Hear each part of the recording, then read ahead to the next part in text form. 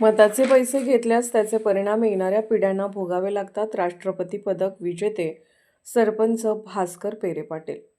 निवडणुकीत उमेदवारांकडून पैसे घेऊन मतदान करणे हे केवळ गैरकृत्य नाही, तर त्याचे गंभीर परिणाम संपूर्ण कुटुंबाला व पुढील पिढ्यांना भोगावे लागतात, असे परखड मत राष्ट्रपती पदक विजेते पाटोदा गावचे माजी सरपंच भास्कर पेरे पाटील यांनी व्यक्त केले.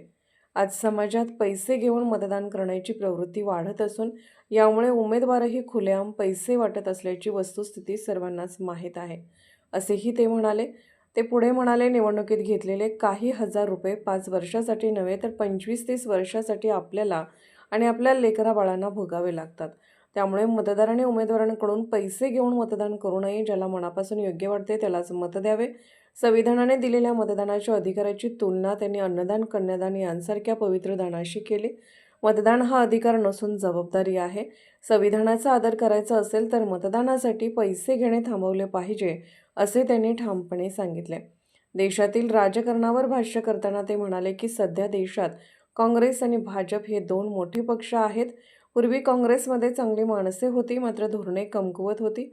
भाजपची धोरणे चांगली आहेत, पण पक्षात चांगल्या भरतीचा अभाव जाणवतो, अशी स्पष्ट भूमिका त्यांनी मांडली. मालगावच्या नागरिकांना उद्देशून बोलताना त्यांनी विचारले, तुम्हाला क्षणिक फायद्यासाठी जगायचे आहे की दीर्घकालीन विकासासाठी?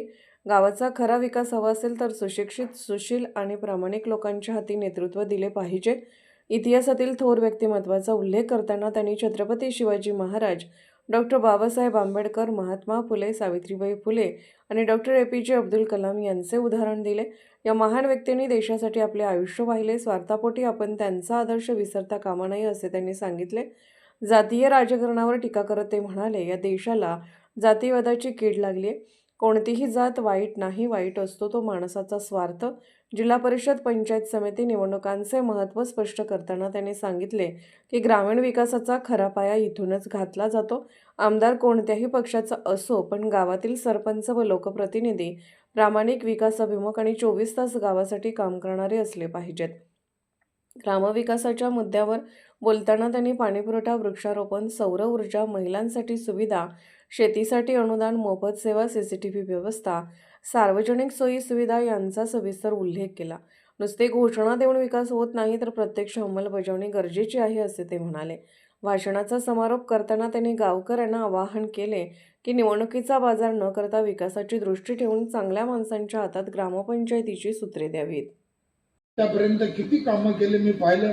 आरोग्य शिबिर घेतले, सैन्य दलात भरतीसाठी जे सराव करणारे पोरं त्यांना मदत केला, महिलांच्या सन्मानासाठी अनेक खेळ उपक्रम घेतले. खूप गोष्टी ते करतायत, पुढेही करतील, मलाही अशी खात्री आहे. म्हणून मी पुन्हा या गावकऱ्याला विनंती करतो की मनात काहीही शंका न आणता, काहीही एकमेकाविषयी दुजाभाव न करता चांगल्या मनाने, मोकळ्या मनाने तुम्ही मतदान करा. एअर कंडिशन त्यांचं चिन्ह आहे. 7 तारखेला निवडणूक आहे. 5ला होत्या पहिल्या ना.